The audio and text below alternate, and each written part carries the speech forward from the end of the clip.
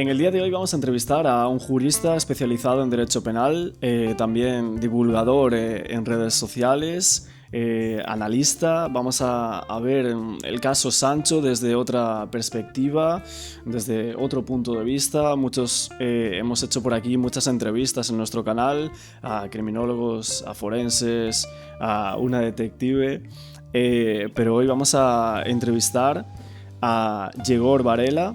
Muy buenas, ¿qué tal? ¿Cómo estás?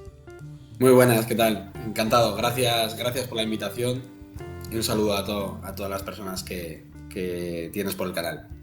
Claro, hoy quería ver como otro punto de vista de este caso, pero también después hablaremos un poco del tema del caso Rubiales, que está dando tanto de que hablar en los medios españoles y que normalmente nosotros pues no tocamos por aquí, pero ya que justo venías tú a lo que es esta entrevista, pues dije, pues vamos a preguntarle también sobre ese caso.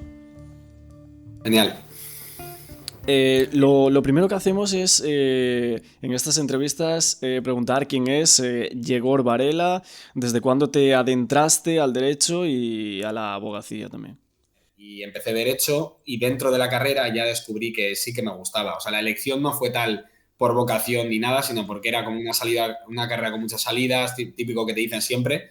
Y luego a partir de ahí sí que me llamó mucho la atención el derecho penal, quizás porque es como la parte que más está enfocada bueno, pues en los crímenes, que es algo que tú también conoces y llevas por aquí por el canal, pero todo lo relacionado con, creo, problemas o conflictos mucho más que están, como decimos, en la última parte del derecho. Hay otro tipo de infracciones, otro tipo de sanciones más de carácter administrativo, pero cuando ya la conducta o el acto que se comete supera cierta gravedad, entra en juego el derecho penal, que se dice que es de intervención mínima y que solo para los casos en los que el bien jurídico se haya pues lesionado de una manera pues realmente grave. Y ahí entra el Código Penal. Y me gustó realmente, hice el máster en Derecho Penal, al margen del de abogacía. Entiendo. Pero en realidad, ¿qué es lo que más te gusta a ti o sea, de especializarte en derecho penal? Digamos que dentro del derecho penal todo. O sea, porque al final Todo. tú piensas, sí, tú piensas que el derecho penal, al margen de irte que es lo que entiendo que preguntas, al margen de irte luego a especialidad a determinados delitos, digamos que la parte general, que es básicamente hasta el artículo 137 del Código Penal, del 1 al 137 es todo parte general. Y ahí hay mucha teoría del delito. Entonces, eso va a aplicar a todos los delitos, independientemente de que luego por su naturaleza el resto de delitos, o sea, cada delito tenga su propia configuración, su interpretación y demás. Pero yo creo que el derecho penal me llama la atención porque sí que tiene una parte común a todos los delitos, que es la parte general. Eso es, de hecho, en primero de carrera lo que más me gustó. Luego, si me preguntas en qué me gustaría especializarme, a mí me gustaría ser un abogado que lleve toda clase de delitos. Es cierto que si una persona quiere, ¿no? digamos, vivir de ello o quiere alcanzar determinado ambición, entre comillas, económica, sí que es cierto que el derecho penal económico es el que más casos, digamos, de dinero te va a dar como abogado, porque al fin y al cabo, pues es todo el tema relativo a delitos contra la hacienda pública, estafas. Al final hay, y luego con la implementación de cara a las empresas también puede ser responsables penalmente, pues claro, si te contrata una empresa, los honorarios igual que te puede dar una empresa pueden ser tal. Eso es la parte económica. Lo que más a mí me gusta de siempre, pues te diría que serían todo el tema de lesiones, homicidios, la parte más que se suele llamar coloquialmente penal de sangre, ¿no? Ujú. Y esa es un poco la que más siempre me ha llamado la atención. También delitos contra la salud pública, de tráfico de drogas, todo el tema que tenga que ver con organización criminal y demás, a mí es lo que más me llama la atención. Lo cierto es que luego, pues, gracias a Dios, España es un país en el que la tasa de homicidios tampoco es como en otros países en el que tú te puedas dedicar plenamente a ello. No puedes ser un abogado de homicidios, porque hay X al año, no son muchos y normalmente lo suele llevar al turno de oficio, etcétera. Entonces, pues al final tú tienes que ampliar tu abanico y lo que te digo, el derecho penal en general, no me cierro. De hecho, especialicé en penal económico y en penal internacional. O sea que a mí he tratado de ver toda la esfera del derecho penal y me encanta, vaya. Claro, Lo toda la único parte. que me apasiona dentro del derecho, ¿eh? Que no soy ningún friki del derecho en general de tal, es lo único, la verdad, que me llama la atención. Ajá, qué curioso, la verdad, sí, sí. Me gustan otras ramas y otras cosas en la vida, aparte del derecho, pero bueno. Bueno, nosotros he hecho un poco esta iniciación a esta entrevista. Nos interesa claramente el caso de Daniel Sancho, que venimos un poco con él tratándolo todo este mes y creo que en septiembre pues va a tocar también realizar algún tipo de entrevistas como lo estamos haciendo en este caso. Eh, en cuanto al Código Penal de España y Tailandia, ¿hay mucha diferencia entre los dos países? O sea, hay una gran diferencia para empezar, que España divide homicidio y asesinato y Ajá. Tailandia no. Tailandia no lo divide. No, no divide, porque aquí en España la diferencia entre homicidio y asesinato es que se tiene que hacer. O sea, al final los dos son un delito contra la vida, eso está clarísimo, ¿no? Tú Claro. matas a alguien, el que matare a otro, y eso es un homicidio o un asesinato, dependiendo de si se dan ciertas circunstancias. El asesinato necesita alevosía o necesita ensañamiento o, bueno, tiene ciertas circunstancias, ¿no? Precio-recompensa, luego está el asesinato medial y encubridor, que es nuevo. Y nuevo me refiero, no ha estado toda la vida, es reciente, de hace ya más de un lustro. Y a lo que me refiero con ello es que el código penal de Tailandia. ¿Me oyes? Sí, sí, te oigo, te oigo. Vale, porque se ha ido la imagen tuya, creo. Ah, vale. El Código Penal de Tailandia lo que hace es directamente regular el que mate a otro. Pero digamos que las circunstancias que tiene, en vez de para convertirlas en un asesinato, tiene determinadas circunstancias para convertirlas en pena de muerte. Es decir, dice, el que matare a otro, imagínate, por empezar la misma parte o el denominador común con el español, Sí. tiene evidentemente regulado el delito contra la vida. A partir de ahí, tiene puesto que será de 20 a 30 años, para empezar, tiene puesto que puede ir a cadena perpetua, pero tiene un número tasado de circunstancias que siempre deberían ser pena de muerte. Vale. Entonces, esa sería como la principal diferencia. Pero en cuanto a quitarle la vida a una persona, como estamos comentando, homicidio, crimen, eh, en realidad en Tailandia, me estás comentando que es solo, o sea, un asesinato. ¿Son más años de cárcel en Tailandia que en España por un crimen?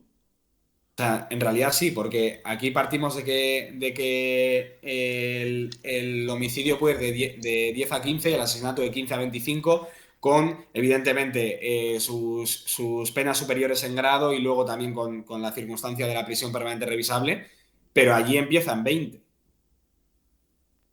Claro, empieza mínimo. en 20 el mínimo. Sí, el doloso sí, o sea, estamos quitando los casos imprudentes, ¿eh? Claro, claro. Pero sí, 20 a 30, cadena perpetua, que no lo dice como tal el Código Penal, porque lo he leído y me he esforzado en leerlo, a ver si lo encontraba. Y la prensa dice que cadena perpetua, porque es cierto que se han dado casos que hay condenas en Tailandia por cadena perpetua, pero vaya,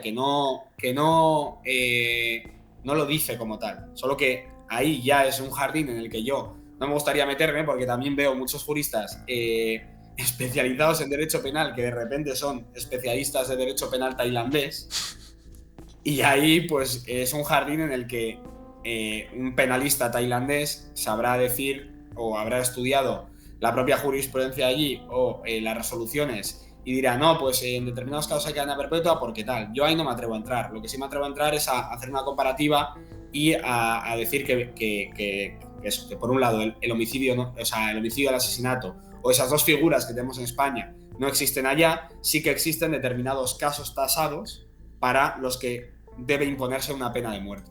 Esa es otra gran comparación, que en España no existe la pena de muerte. Ok.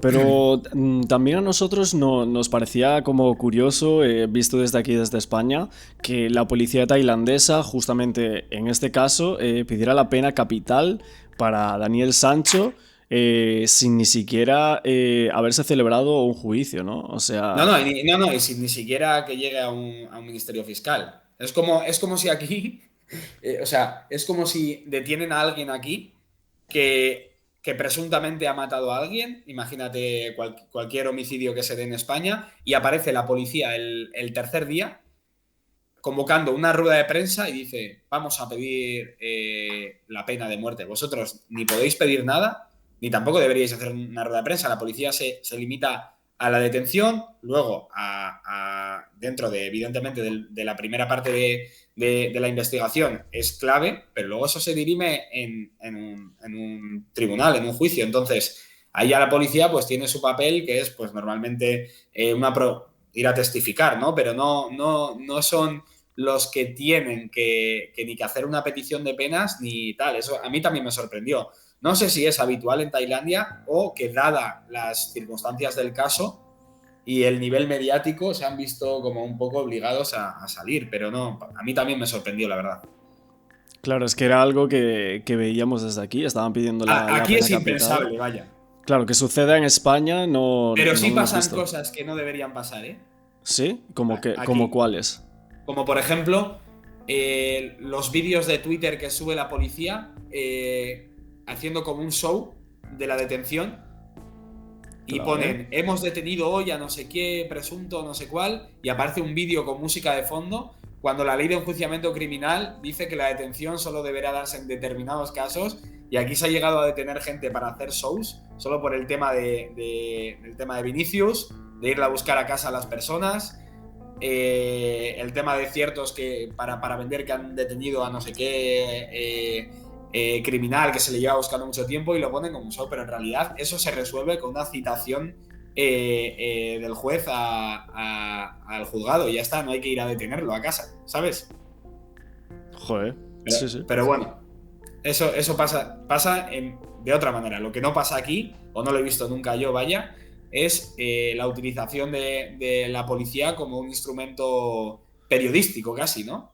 Vamos a hacer una petición de una pena, que no... Yo ya te digo, hay cosas que ya no es que no sea experto en derecho penal tailandés, es que hay cosas que también muchas veces se escapan del derecho y se tratan de, bueno, pues de mediatizar o de dar Ujú. una sensación de ejemplaridad.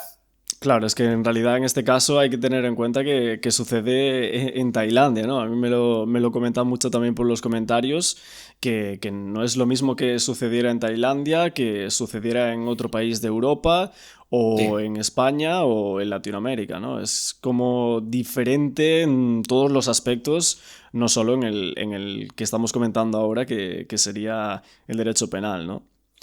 Es muy diferente, sobre todo para el tema también que se dice de la extradición y demás. Muy Ajá. diferente. Y lo de la pena de muerte, yo Sí. quería preguntarte en qué casos se podría llegar a ser pena de, o sea, pena capital o pena de muerte. ¿Qué tipos de crimen contempla Tailandia para imponer esa pena? Bueno, para empezar tiene que ser evidentemente un delito contra la vida y a partir de ahí, dentro de los delitos contra la vida, digo, establece una serie de circunstancias que, según el Código Penal tailandés, deben castigarse con pena de muerte. Dentro de esas circunstancias, la mayoría están reservados para actos cometidos por funcionarios públicos, como puede ser una tortura, o actos crueles o degradantes mientras matan a una persona. Pero también hay, en relación con el caso de Sancho, una circunstancia que se podría argumentar. Quiero decir, yo, salvando la presunción de inocencia y los detalles del caso, me refiero que no es descartable que la premeditación es una de esas circunstancias que permite castigar con pena de muerte. Si el asesinato o homicidio, como le queramos llamar allí, si el delito contra la vida se ha cometido a través de premeditación, sí se podría castigar con pena de muerte. Entonces, si ha habido una premeditación para cometerlo, yo creo que por eso la policía, bueno, pues ha intentado hacer ahí de jurista, supongo, o de juez, y habrán visto que ha habido una premeditación o que ha podido haberla en la investigación y habrán dicho, esto se puede castigar con pena de muerte. Claro, porque la policía tailandesa comenta que hay premeditación por esa compra de enseres como Sí, ¿no? Como cuchillos. que está planeado. Como que está planeado. Ujú. Sí. Ahí ya es donde entra el derecho penal tailandés. ¿Sabes por qué? Porque ahí debería un experto un penalista tailandés, decir para los tribunales tailandeses qué es la premeditación. Claro. Es Y que ahí habrá, ahí juega muchos aspectos, realmente. claro, porque la premeditación, digamos que los conceptos jurídicos como tal no son siempre como los entendemos en la RAE.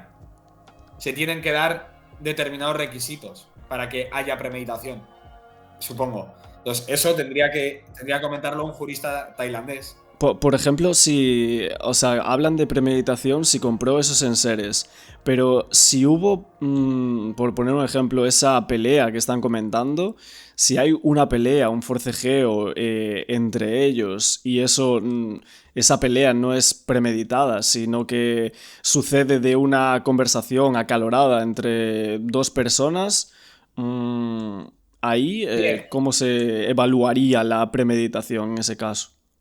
Pues ahí, repito, habría que estar a los requisitos que establecen los jueces de Tailandia. Yo no lo conozco. Lo que existe es decir es que en España, eso es, por ejemplo, lo que evitaría la alevosía. La alevosía, al final, hay tres modalidades. Puede ser sorpresiva, traicionera, prevalimiento. Bueno, hay más. Se han generado más atrás de la jurisprudencia. Pero, por ejemplo, a ti te viene una persona por detrás sin que te enteres y te pega un tiro en la nuca. Eso directamente se va a convertir en un asesinato. Porque no tienes ningún medio, no has podido defenderte de ninguna de las maneras. Es una alevosía traicionera. O un francotirador. No has podido hacer nada. Pero en cambio, si una persona, imagínate que falla el primer disparo, le agarras del brazo, empieza la pelea y te vuelve a disparar y te mata, ahí hay todos los argumentos del mundo para decir que es un homicidio, no un asesinato. Entonces, lo que tú dices, por mucho que estuviera premeditado, si todo surge a través de una pelea mutua en la que luego a partir de ahí le mata, podría excluirse esa premeditación. Repito, hay que ir a los requisitos de lo que sea la premeditación para los tribunales tailandeses.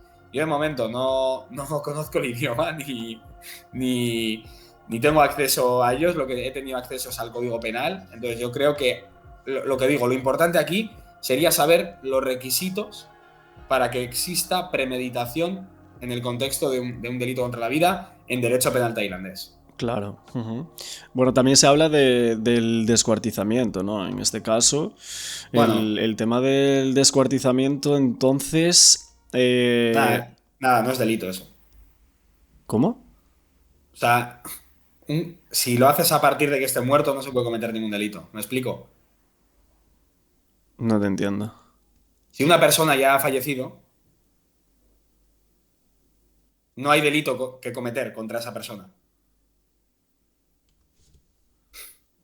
O sea, ¿no te pueden condenar por descuartizar un cuerpo? O sea, no se agrava por descuartizar porque el cuerpo ya está muerto. Por lo menos lo que sería aquí. Eso es algo que las personas creen que por descuartizar hay una especie de delito más. O, o, o se podría agravar el homicidio o el asesinato. Pero como ya es como. Mira, te voy a poner un ejemplo. Hay una cuestión que es que siempre será asesinato un delito contra la vida en España cuando haya ensañamiento. Si tú, por ejemplo, imagínate, en el ensañamiento te voy a decir un ejemplo, 17 puñaladas, ¿vale? En el suelo a una persona. Si tú la matas con la primera, aunque des 16, tú crees que hay ensañamiento. Porque en realidad ya la has matado, ¿me explico? Sí. O sea, al final, el bien jurídico que se protege es la vida. Si no hay vida, no hay delito que castigar. Otra cosa es que una persona quiera decir que hay un delito contra... Mira, por ejemplo, hay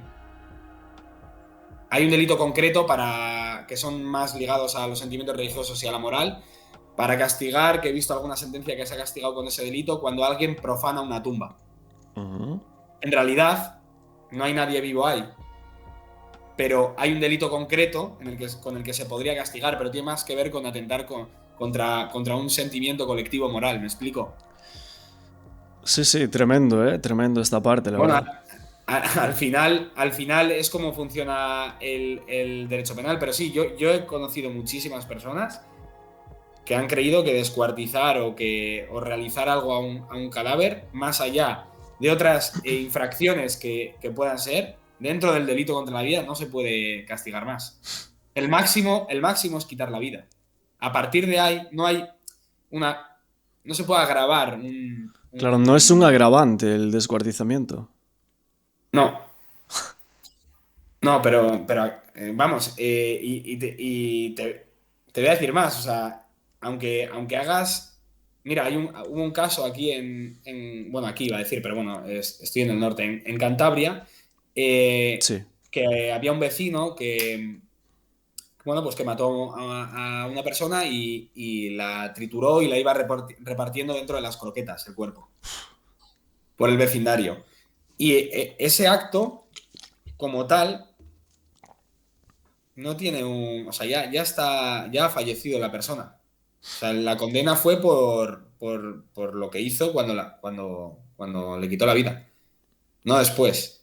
Otra ¿Y, cosa es que, y que haya unos. tú no crees que debería ser un agravante?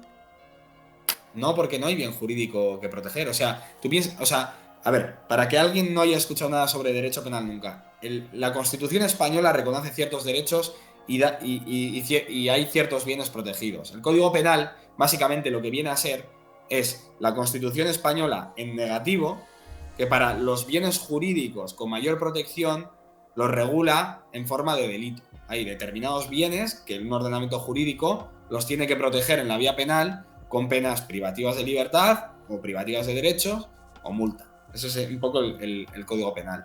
Ahí hay el delito más grave contra el que se puede atentar es la vida de un ser humano. Si tú ya le has quitado la vida, tú ya no puedes proteger ningún bien jurídico. No lo puedes justificar dentro de un delito contra la vida. Tú lo puedes justificar en el momento previo. Por ejemplo, el ensañamiento. A una persona que se le mate con ensañamiento, evidentemente lo convierte en asesinato. A una persona que se le mate con alevosía, también. A una persona que se le mate con precio o recompensa, que suele ser el típico caso de un sicario, también. Con actos, digamos, mira, hay una cosa que sí hay en el Código Penal de Tailandia, que es actos vejatorios o crueles. Sí. Por ejemplo, si en el. Yo desconozco cómo ha sido lo de Daniel, o sea, me refiero, que no se le ha juzgado, ni se ha practicado la prueba, ni nada, ¿no? Pero si ha habido algún acto vejatorio previo a la muerte, pero no hay.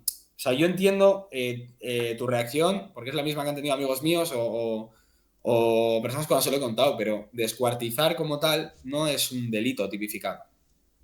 Lo que haces después con el cuerpo es como, mira, hay un delito que podría haber tras la muerte, es que una persona te ayude a encubrirlo Claro, eso sí. para esa persona. Eso sí, es un delito de encubrimiento que normalmente se confunde con ser cómplice, ¿no? Porque cómplice tiene que ser previo o simultáneo al hecho, no después. Pero sí. Pero como tal, el descuartizamiento no. Es curioso, la verdad. Tremendo, sí, sí.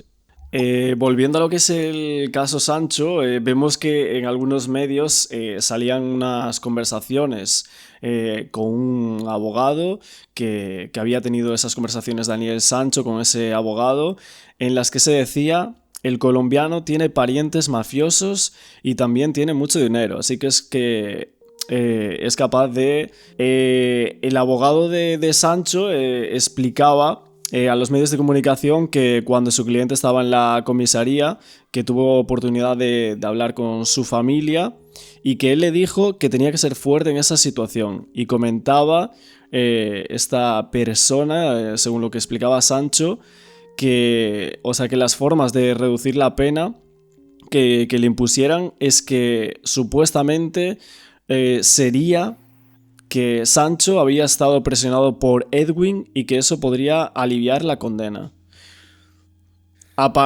Supongo que será una estrategia de defensa, ¿no? Decir que hay algún tipo de circunstancia que le hizo cometer el delito. Pero ya te digo, eso ya entramos en terreno de derecho penal tailandés puro, de cómo estaría regulado una legítima defensa, pero ya te digo. En España, por ejemplo, para que haya legítima defensa tiene que haber una agresión ilegítima. Ya sea que te la hagan o inminente. No vale decir que crees que te quieren matar. Pero yo también lo puedo creer de ti. Eso no es una excusa. Tiene que ser algo en el acto. Allí no sé cómo estará regulado. Lo que sí sé es que la defensa, evidentemente, va a intentar utilizar todas las estrategias, entiendo, procesales que existan para evitar la pena de muerte. Sí, y... Porque si hay pena de muerte, no hay extradición. Ya. Posible hasta que se dé esa pena de muerte. Y ese tema de que supuestamente él estaba amenazado, de que estaba preocupado por la situación de su familia, porque según lo que él decía y lo que cuenta ese supuesto abogado, que la familia de Edwin que tenía relaciones mafiosas, es lo que se dice en esos medios, o lo que cuenta ese abogado, podía eximir de alguna forma que estuviera amenazado Daniel Sancho y cometiera el crimen bajo eso, o bajo esas amenazas. O sea, como tal, me parece muy extraño que pudiera eximir la. Dices aliviar o reducirlo. Yo lo que entiendo es que están tratando de decir que hay alguna circunstancia que le ha hecho cometer el delito para que el tribunal en cuestión no condene a pena de muerte, pero tú, si te amenazan, lo que te exige el ordenamiento jurídico es que lo denuncies, no que mates a alguien. Entonces, digamos, ese pretexto me parece bastante flojo. Ok. Es decir, que yo creía o yo es que me sentía presionado, no lo sé.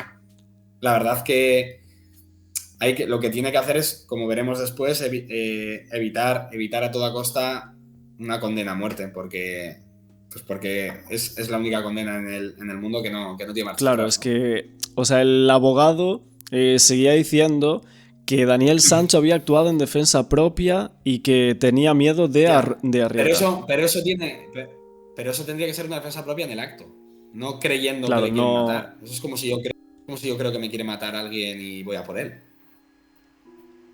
Ya, eso no tiene A mí me ningún parece, no sé, recorrido, supongo que ¿no? estarán intentando lo que sea, pero no me parece de ningún tipo de atenuante o eximente de un tipo de responsabilidad el decir, tenía miedo, ¿no? Hay aquí en España una figura que se llama miedo insuperable, que se aplica muy, muy pocas veces y que tienes que sufrirlo en el momento y algo que no, como por ejemplo, que tú no sientas tanto miedo que matas a la persona porque imagínate, estás rodeado de 20 personas que te están intentando matar. Sí, eso sí. Ahí yo entiendo que se puede argumentar, pero yo como desconozco y desconocemos en general muchas circunstancias que se irán viendo, supongo, en la prueba del juicio, que no sé si hay. ¿Tú conoces algo de si se sabe cuándo va a ser o...? Dijeron que iba a ser dentro de aún unos meses. Me parece que al principio decían 2, 3 meses y después salió que en 6 meses o algo así. Vale, pues ahí se verá todo. Y estoy seguro que los periodistas de España lo contarán. Sí, O sea que habrá caso por aquí. sí, sí, sí. Estaremos al día. Y Eh, también contigo. eh, o sea, el otro día nosotros en directo recogíamos una noticia que salía que nos llamaba la atención, que decía que había como un hecho clave y oculto en el caso Sancho que podía dar un vuelco al caso, que podría librar de prisión a Daniel Sancho. Salía así ese titular, ¿no? Nos sorprendió un montón ver así ese titular en un medio de prensa en España, y que decían que la clave que era sencilla, que había errores, había contradicciones, problemas de traducción, que el tema sobre el procedimiento policial que no eran adecuados y que, por lo que comentaba este medio de prensa, que podrían haber vulnerado gravemente los derechos fundamentales de Daniel Sancho. Sí, bueno, al final es toda estrategia de penalista, ¿no? E intentar encontrar posibles nulidades en las actuaciones policiales para dejar sin efecto las pruebas en el juicio. Al final, a través de una nulidad, por poder, tú puedes conseguir absolver a un asesino. Joder, sí, sí.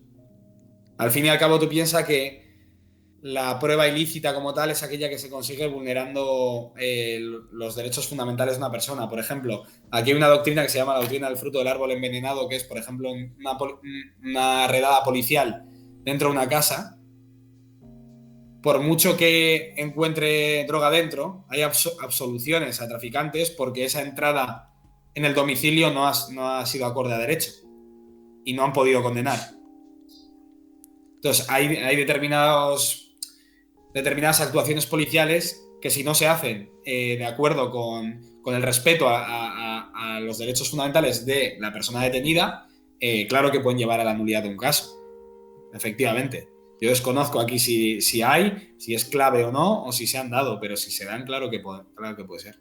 Uh-huh. Claro, es que veíamos ese titular y, ostras, nos impactaba mucho, ¿no? Yo supongo que eso, bueno, creo que hasta lo decía también, que nosotros lo leíamos, que lo habían filtrado desde la defensa de Tailandia, o sea, desde el abogado, que creo que era Kung Anang, que era el que estaba como proponiendo esto desde Tailandia. Pues sí, pues supongo, como te digo, tendrá que la defensa de Daniel hacer la estrategia que considere que más le pueda ayudar a su cliente. Y seguro que intentan encontrar cualquier nulidad, Cualquier cualquier error, ¿no? circunstancia que pueda, como has dicho, atenuar la pena. Uh-huh. O sea, hablando de estas supuestas irregularidades que comentan estos medios de prensa, sabemos que, o por lo que dicen, que Daniel Sancho comienza el atestado en el mismo momento de su detención. O sea que Sancho creía, por lo que comentan, que se le tomaba declaración en condición de denunciante de una desaparición, que sería la de Arrieta en este caso, pero que la policía supuestamente ya lo hacía en modo de detenido. Claro, él fue a denunciar una desaparición o a confesar. Claro, él fue a denunciar la desaparición. Vale, simplemente, ¿no? Ajá, sí, sí. Supongo que en el caso, ¿no? Para tapar o para lo que sea. Bueno, ahí no entro, pero y dices que a partir de ahí le consiguieron. Mira, hay una, que es que, como te digo, entramos en el propio derecho penal Tailandés. tailandés. ¿Qué pasa? Que en España hay determinados casos en los que se puede dar una nulidad por cómo la policía te haya sacado la confesión. ¿Y qué es lo que están aquí comentando, no? No, claro, o sea, a ver, o sí, o sin ni siquiera violencia, quiero decir, sin darte esa información que tú necesitas, como, no, al final eres un detenido, tú piensas que por mucho que estés detenido sigues teniendo el resto de derechos, salvo de la libertad, ¿no? Intactos. Tú tienes determinadas garantías que te da el ordenamiento jurídico de la Constitución española, de derecho a saber que te informen los derechos que tienes, y evidentemente dentro de una confesión, depende cómo se ve, pues entiendo que un abogado penalista que sepa dónde puede buscar las vueltas, pues lo va a utilizar. Ok. Es que claro, aquí sobre este tema decía que muchas cuestiones sobre este caso que habían vulnerado los derechos fundamentales de Daniel Sancho recogidos en la Carta Universal de Derechos Humanos del 1948. Y, o sea, que Tailandia, que también es uno de los primeros países en adherirse, ¿no? a esa carta. Al final luego hay que ver el ordenamiento interno, ¿eh? O sea, hay que decir, al fin y al cabo, por mucho que sea la Carta de Derechos Humanos, aquí lo que dice la Constitución española es que se inspirará para configurar los derechos fundamentales y tal, pero luego una vez los derechos fundamentales que son los que dice la Constitución, no, por ejemplo, la Carta de la ONU, vamos, la Declaración Universal de Derechos Humanos reconoce el derecho al trabajo. Aquí el derecho al trabajo no es un derecho fundamental. O sea, hay que decir, luego tú lo configuras dentro de tu ordenamiento y te puedes inspirar en esa carta, pero no es vinculante, ¿no? Ok. Y en cuanto al tema de la extradición, que es algo que yo no sé si dije por aquí algún día y casi me matan, de que no hay extradición, no sé qué, no hay. No sé la gente cómo sabe tanto o dónde, Es como impresionante, ¿no? La gente Hombre, hay lo a que gente que le sabe. gusta informarse, supongo, yo qué sé. O sea, mejor que sepan que no. Igual lo que te dijeron fue que, como tal, convenio de extradición no hay, ¿no? Eso no Claro, existe. eso no, No no hay existe un convenio entre Tailandia y España de extradición, No, ¿no? lo que es. Pero sí existe un instrumento que ha ratificado y está publicado en el BOE, cualquiera que lo quiera leer, además se lee muy sencillo, Ujú. en materia de ejecución de sentencias penales. ¿Qué quiere decir esto? Que una vez haya una sentencia allí, sí puede entrar en juego España para traerlo para que cumpla la pena aquí. Lo que no se puede es traerlo para juzgarlo aquí. Esa es la diferencia. Ujú. Vale, eso es un poco lo que yo tenía así un poco en mente o pensaba sobre ese tema. Pero si se, por un casual, a Daniel Sánchez se le declara culpable y la pena que le dan a esta persona es pena capital, entonces ahí entraría en juego España o ya no podría entrar. No, ya no, si es que el convenio este que te digo en materia de ejecución de sentencias penales dice que como máximo tiene que ser cadena perpetua Ok. para poder aplicarlo. A mí me gustaría hacer un apunte Sí. que al ser dos estados, aquí ya no entra solo en juego el derecho penal, ni tal, también entra digamos, la diplomacia entre países. Y seguramente también en consulado, etcétera, estarán intentando hablar las cosas. Quiero decir, no hay veces que se extralimita cuando se dan conflictos entre penales, bueno, ha sido en un país, pero entre dos países, porque tiene la condición de español, se escapa un poco también todo del derecho penal, ¿no? Quiero decir, ya hemos visto como el típico ejemplo de casos en los que el rey ha debido conmutar y demás, ¿no? Sí, muchos. Entonces hay veces que, bueno, pues que igual España, si quiere o por lo que sea, pretende que traerlo aquí porque cree que se adecua más el ordenamiento jurídico español con un respeto a los derechos y demás en materia de condenas y tal, pues supongo que podrán dialogar con diplomacia entre ambos estados para ver si hay alguna manera en la que, como tú dices, la pena capital, claro, al fin y al cabo, allí lo que se va a dirimir es en un tribunal. Veremos cuál es la condena final. Claro, es que en realidad hay como muchos factores realmente, porque nosotros hablamos con una persona que vive en Tailandia, o sea, un español en Tailandia desde hace 13 años, y claro, él nos comentaba que cuando son los cumpleaños del rey, por ejemplo, y tal, Sí, sí, que hay que determinados años en los que está contento, ¿no? Y conmuta pena. sí, que conmuta algunas penas capitales, incluso de pena capital le rebajan como esa condena o se lo ponen en cadena perpetua, por ejemplo, o incluso de pena de años, ¿no? Entonces, si a Daniel Sancho lo condenan a pena capital y por un casual el rey se le da por conmutar esa pena capital a cadena perpetua, ahí sí podía entrar en juego ese convenio del cual tú hablas. Sí, sí. Y como no sabemos al final ni las ganas o las pocas ganas que el rey tendría de hacer eso, habría que esperar a que lo haga o no, pero sí, sí. Si la conmuta, sí, lo que no se puede es con pena capital. Eso es lo que tiene que, digamos, una defensa penal de sus abogados, lo que tendría que tratar sobre todo es de evitar la pena capital que comentas. Y por otro lado, si le condenan a pena de muerte y a partir de ahí no hay ninguna manera de conmutarlo, pues sí que se quedaría allí y bueno, pues ya sabemos. Ujú. ¿Y tú crees que va a ser pena capital lo que le van a imponer? Yo de momento estoy más cómodo en el terreno de jurista que de Ok. vidente. Pero la verdad que no sabría decir, porque este tipo de casos al final, como tú has dicho, entran muchos papeles en juego, al final Muchos. es otro estado, otras normas. Por lo visto, el rey tiene un poder más allá del que puede tener aquí en España el rey Ujú. bueno, pues de, imagínate, rebajar una pena y algo que corresponde aquí a los tribunales, y que aquí lo que tenemos sería más con la figura del indulto, ¿no? Pero que tiene que ver más con el Poder Ejecutivo.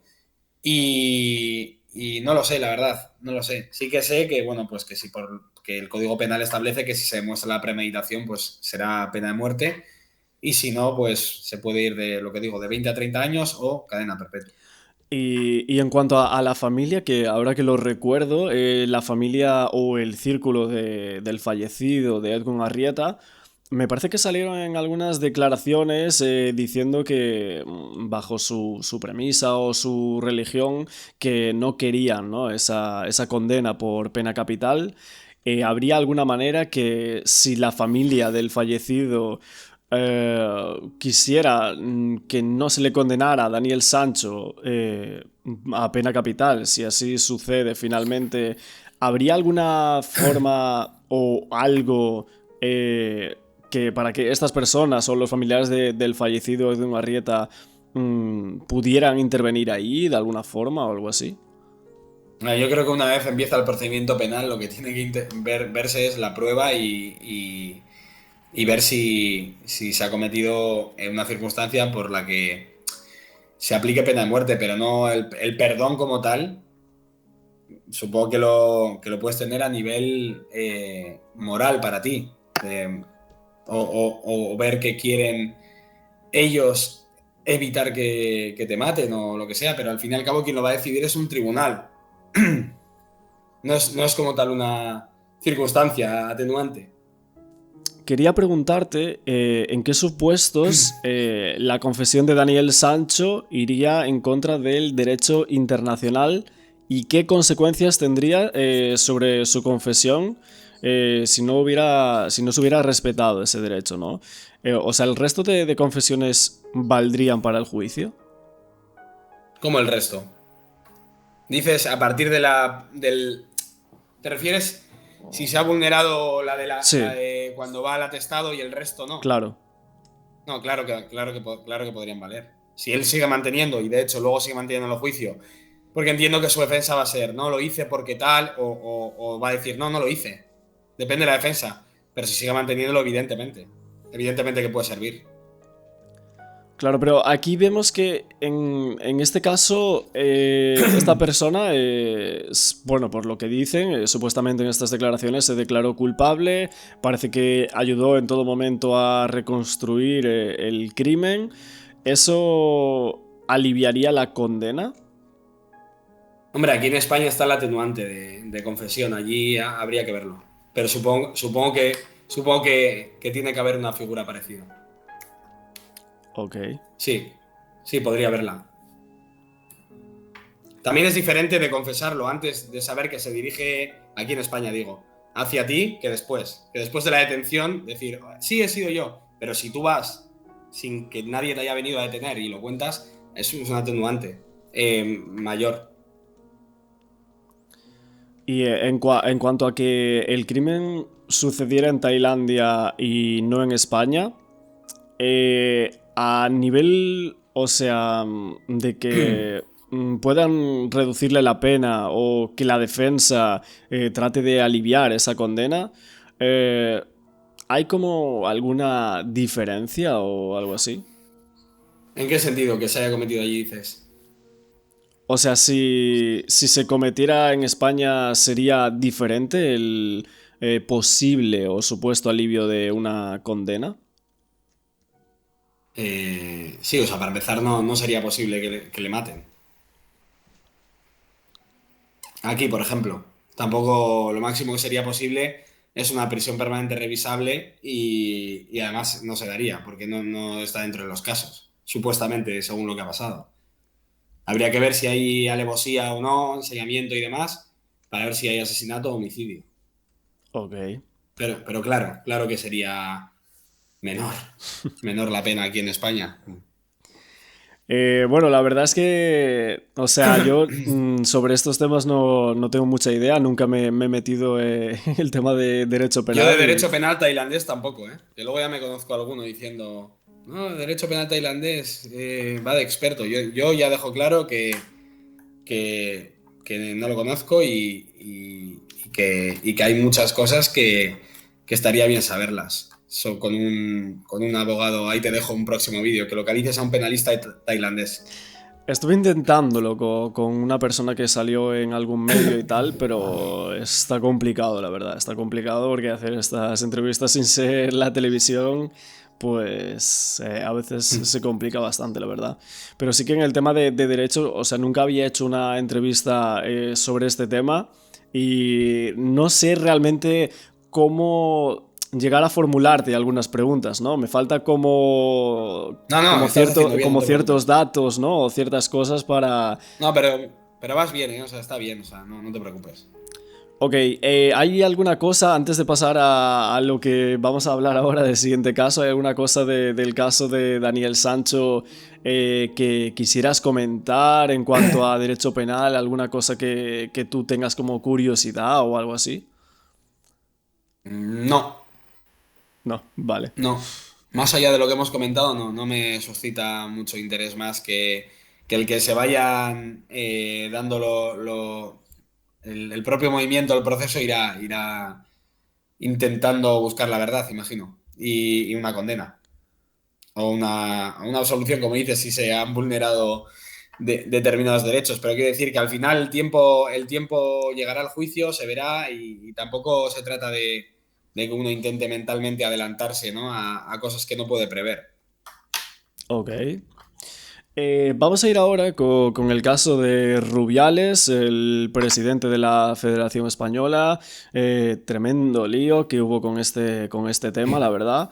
Un caso que yo pensaba que no iba a tocar por aquí por mi canal, ya que solemos siempre tratar crímenes o casos de desapariciones, entrevistas, criminólogos, etcétera. Pero como venías hoy por aquí, vi que también en tus redes sociales habías como hablado del tema y me pareció bastante interesante entre tanto ruido que hay de este tema, ¿no? Quería ver un poco tu opinión y los aspectos legales de este caso. Eh, Quería ver, o sea, ver desde un punto de vista jurídico también, ¿no? En este tema. Antes de preguntarte por las cuestiones clave de este tema y meternos en ello, ¿qué opiniones tienes tú de lo que ha pasado? ¿Te esperabas tanto revuelo de este tema? O sea, no sé si esperarme o no. Yo es cierto que lo vi casi al momento, cuando sucedió, Sí. pero nunca sabes qué factores se pueden dar para que algo explote.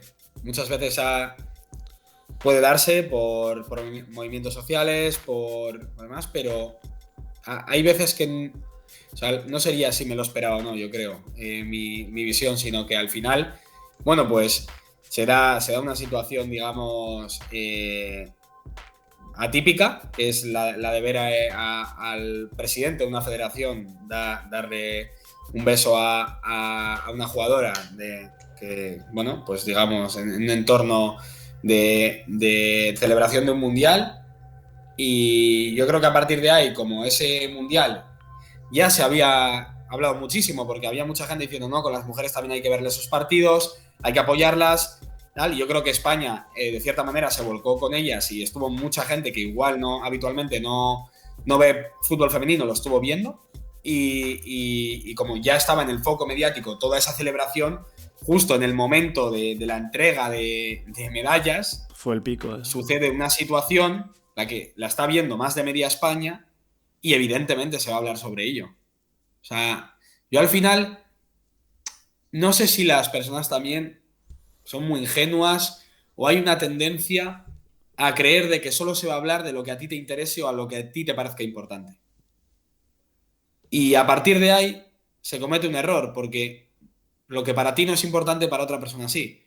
Y nadie tiene el poder de decir lo que es relevante 100% sin ningún fallo y lo que es irrelevante. Hay diferentes visiones, diferentes perspectivas de los fenómenos sociales que se dan y yo no creo que sea que me lo esperara o no, simplemente, bueno, pues que se ha dado y a partir de ahí entra. Lo que siempre digo, puedes ignorar o que te dé igual el derecho, pero no lo puedes evitar Es verdad. porque entra la parte jurídica en juego, que es la que realmente va a resolver o se va a ver que si ha podido pasar algún ilícito y alguna consecuencia, y a eso me dedico yo. Yo no hago valoraciones al menos en público.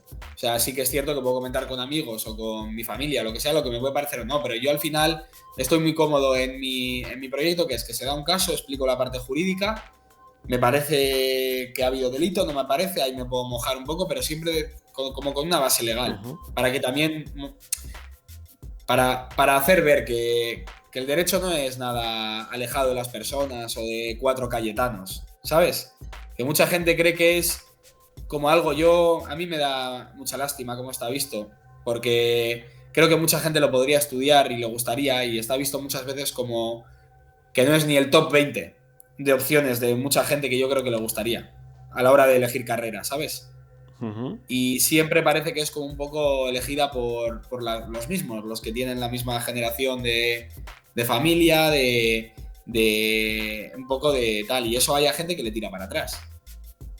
Y yo creo que es importante trasladar el mensaje de que cualquier acto que se cometa en el Estado de Derecho al final va a tener una consecuencia jurídica o mínimo va a estar regulada. Y saber de derecho creo que viene bien para tu día a día. Al final te acompañas de que naces hasta que te mueres para cualquier acto. En tu día a día me refiero. ¿Verdad? Te contratan un trabajo, te caes al suelo en la calle, tienes un problema en la herencia, etcétera. O sea, está por todos los lados, vaya.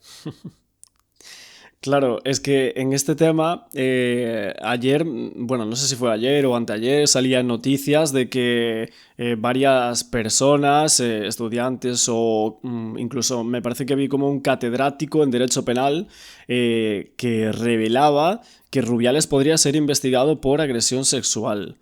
Lo primero, ¿puede ser un pico un delito? Sí. Ahora entramos en depende, ¿no? Como todo en derecho.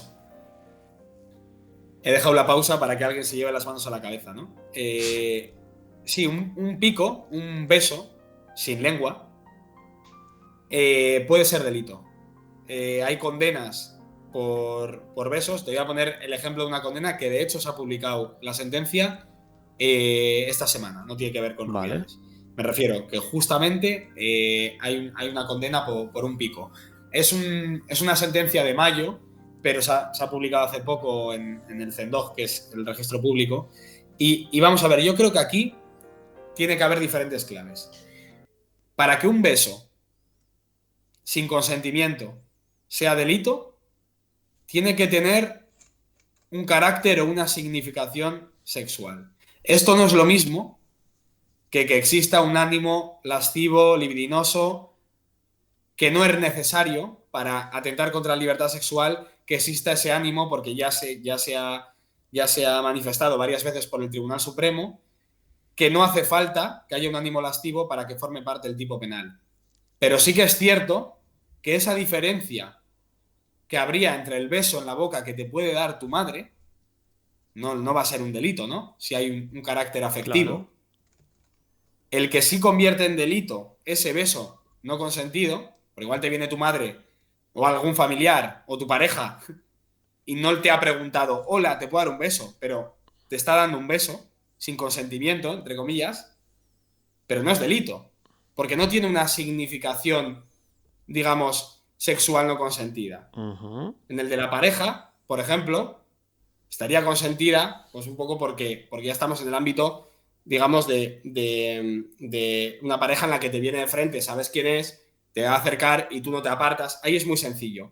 En el de tu madre, en el de la... Es muy sencillo diferenciar, me refiero, si hay consentimiento o no. Pero digamos, en el momento en el que una persona se te acerca, te agarra de la cabeza, te acerca la cabeza hacia ti y te da un pico, podría ser delito si hay significación sexual. No si hay ánimo lascivo, pero sí tiene que haber el rasgo diferencial frente al beso afectivo. Tiene que haber un rasgo que lo suele llamar significación o carácter sexual el Tribunal Supremo. ¿Qué pasa? Que el mayor problema se da en carácter probatorio.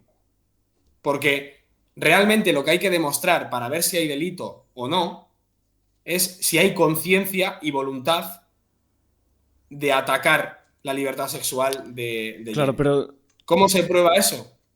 Es muy difícil. Porque normalmente una agresión sexual, por su propia naturaleza, del acto ya conlleva una clara comisión de un hecho delictivo. Se ve que está cometido el delito. Por ejemplo, una violación, que hay un acceso carnal, es un delito. Tú no puedes decir no tenía conciencia. No, la has violado. Pero cuando se dan casos como el de un pico, que es el principio de la piel humana, no hay un acceso, digamos, ¿no? Que eso ya sería como una conducta mucho más grave. Como estamos en el principio del todo, esa entidad de hecho reviste como, digamos, el carácter más leve dentro de lo que se puede cometer. Pero aún así, si se demuestra que hay una significación sexual, puede haber delito. Te lo voy a resumir para que quede todo seguido. ¿Puede haber delito en un pico? Sí. Si no hay consentimiento y hay un carácter sexual. El no consentimiento se tendrá que demostrar y el carácter sexual se demuestra teniendo que existir una conciencia y voluntad del agresor para atacar la libertad sexual de la persona agredida. Ahí es donde está la dificultad probatoria, donde se daría en derecho penal una dificultad de probar eso. Pero sí hay casos en los que un pico puede constituir delito, al igual que hay casos en los que no es delito. Vale, porque en realidad sería diferente, por ejemplo, que una persona vaya por la calle y otra que no conoces de nada, de repente te para, te coge la cabeza y te da un pico. Y tú no conoces de nada a esa persona. ¿No sería diferente ese caso con el tema este de Rubiales, por ejemplo, que eran... el presidente, ¿no? de la federación, que se conocían, ¿no? Que conocía a Jennifer, que estaban celebrando un mundial con esa exaltación, ¿no? Que pudieran tener o lo que sea. ¿Eso sería diferente en cuanto al tipo de delito, por ejemplo? Sí, en cuanto a que lo de Rubiales podría ser más grave. ¿Sí? Porque se podría dar la circunstancia de autoridad. Claro, de Al fin y ser al cabo, el jefe, por así decirlo, ¿no? por así decirlo. Porque al fin y al cabo, tú estás recogiendo una medalla de tu jefe y esa posición no es lineal. No es como... Es una situación que se podría apreciar esto de autoridad. Una condición de autoridad. A donde voy es la diferencia aquí entre la persona que... Mira, justamente lo que has dicho es lo que se dio una condena que la he leído hace poco, la que comentaba. Vale. Un señor bueno, pasados los 50 años, entraba en un portal, se cruzaba en el ascensor con una niña de 14 años y le agarraba del brazo y le daba un pico. Y le condenaron a 2 años de prisión. Ahí, al fin y al cabo, está claro que... Mira, te voy a decir una cosa. Para demostrarlo está más fácil lo que has comentado de la calle que lo que ha pasado con Jenny Rubiales. ¿Por qué? Pero si se demuestra, pues porque al fin y al cabo una persona que no conoces de nada te entra en un ascensor, te da un pico. Ya, sin consentir 100%, ¿no? O sea, es muy difícil argumentar que tu conciencia y voluntad, que le sacas 36 años a esa persona, claro, era la de darle una muestra de afecto. Es más difícil. ¿Qué pasa? Que una vez se probasen las dos, la pena mayor podría ser la de Rubiales. Por el hecho del cargo que ostenta. ¿Y cuánto podría ser de pena? Mira, si no se da la condición de autoridad de Rubiales, si no se aprecia, el delito de agresión sexual cometido por un beso, por un pico, puede ir desde una multa y puede llegar ponderando los intereses. Es decir, vamos a ver, el delito de agresión sexual va de 1 a 4 años. Uh-huh. Pero, atendiendo a la entidad de los hechos, que normalmente es a la que se atiende, un pico, que es como, digamos, la parte más leve dentro de las agresiones sexuales, que nadie se confunda, puede aplicarse en su mitad inferior o castigarlo con multa. Es decir, puede ir no solo de los 1 a los 4 años, se puede bajar de 6 meses a 1 año, esto lo decide el juez, o que quede en pena de multa. En cambio, si se da la circunstancia de autoridad, ya directamente va de 2 a 8 años. Entiendo que se pondría la pena mínima, lo suelen poner, entiendo que sería 2 años y que no entra a prisión. Ok. Ujú. Y que, por ejemplo, que el beso fuera en Australia, que es donde se estaba celebrando el partido, ¿eso cambia algo? El beso que fuera en Australia, evidentemente cambia, en el sentido de que tenemos que acudir a la ley orgánica del Poder Judicial y ver qué establece para los delitos de españoles cometidos en el extranjero. En este caso, la ley orgánica del Poder Judicial establece determinados requisitos con los que se podrían cumplir para que pueda ser juzgado en España. Al ser nacional español, por mucho que se hubiera cometido en el extranjero, sí que se puede juzgar en España. Ok. Ujú. Lo que pasa También en Australia, ¿eh? que se podría juzgar también en Australia, ¿no? Ella puede denunciar allí también. Ok, pero claro, ella lo va a hacer aquí en España, ¿no? Es lo que...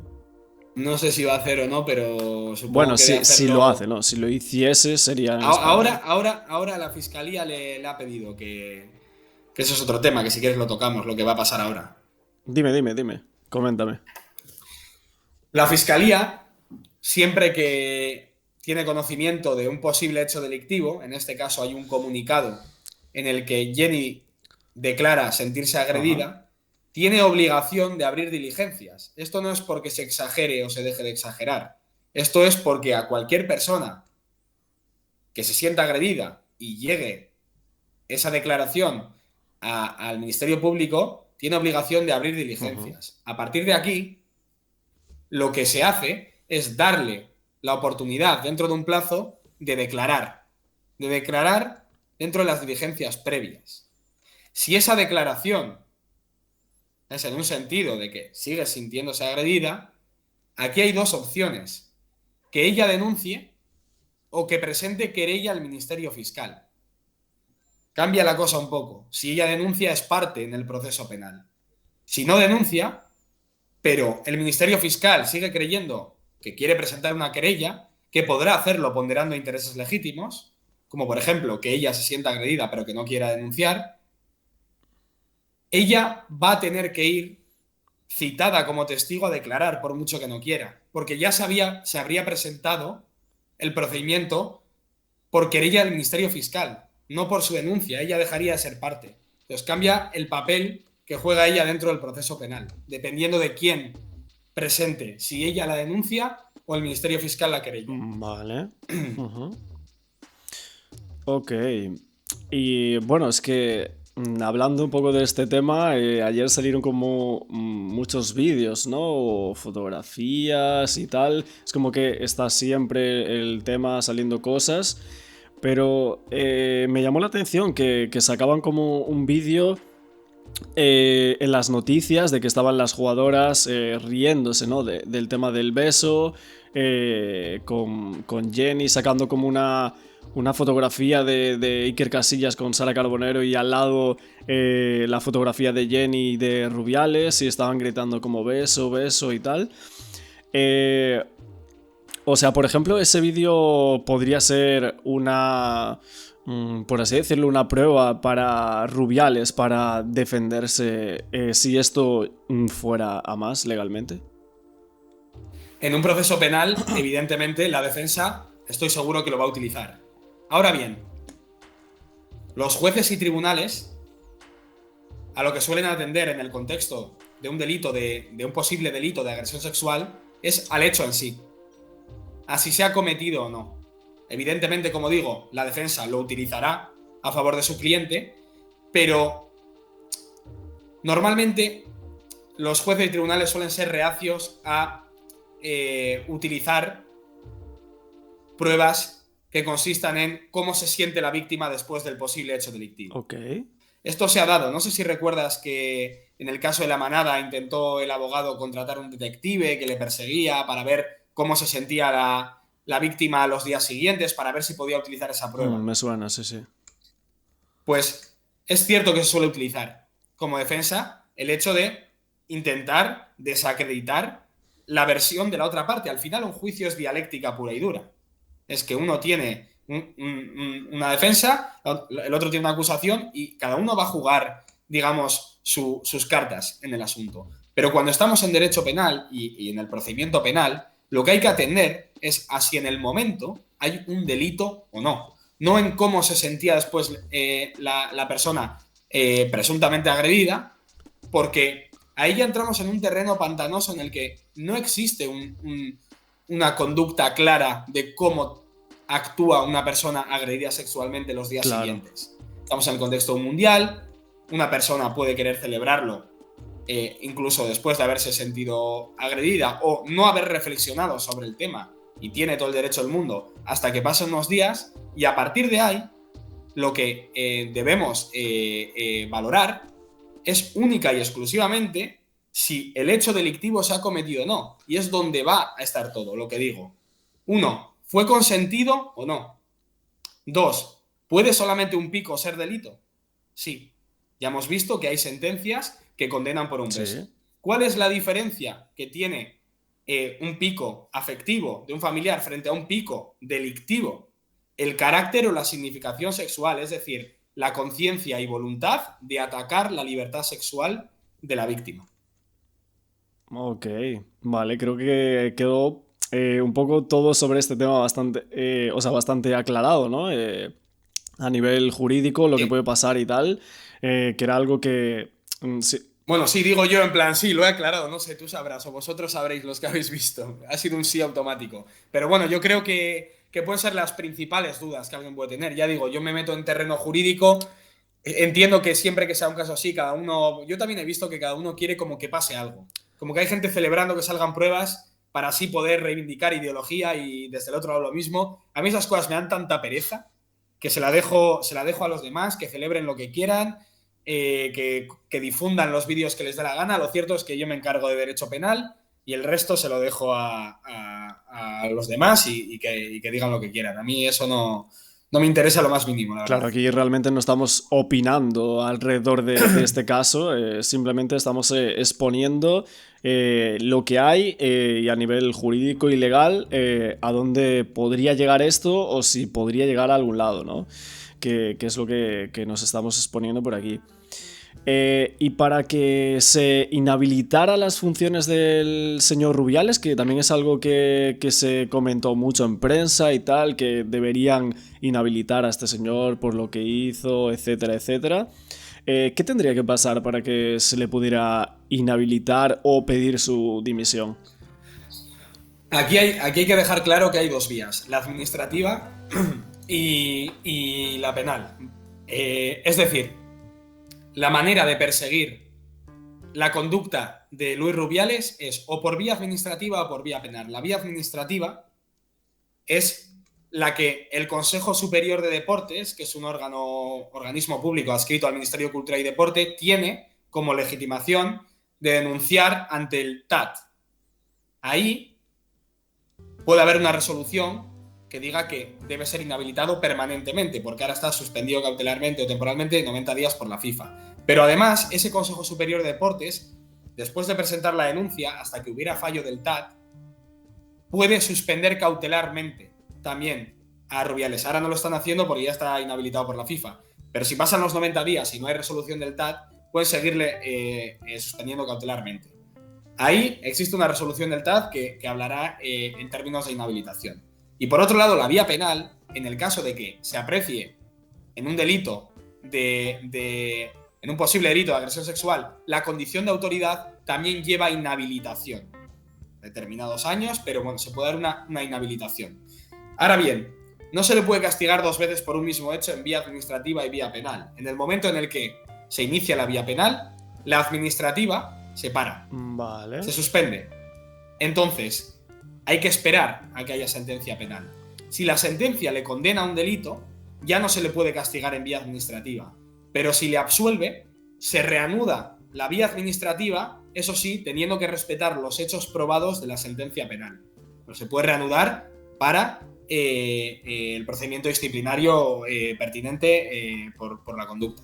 Y del tema este, ahora que lo recuerdo, que fue otra de las imágenes que salió en todos los telediarios, el tema de tocarse los genitales de esa forma y tal, eso podría llegar a ser como, no sé, un agravante, una prueba de carácter sexual de alguna forma y con lo que desencadena después que se en el pico. ¿Habría alguna forma de probar eso o realmente no tiene nada que ver? No tendría nada que ver. Al final hay que estar al hecho delictivo concreto que podría ser, que es el beso.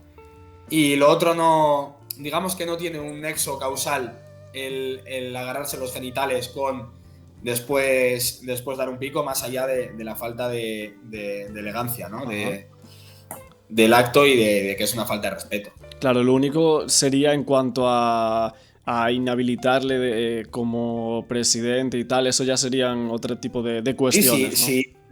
sí. Si la Real Federación Española de Fútbol tiene esa conducta, digamos, ligada a falta de respeto o una conducta que encuadre dentro de una posible infracción, yo ahí entiendo que eso ya lo verían ellos. Pero ya te digo, a nivel penal no tiene ningún tipo de relevancia, más allá de que yo creo que es un gesto que a todos nos pareció, ¿no? Digamos, fuera de lugar.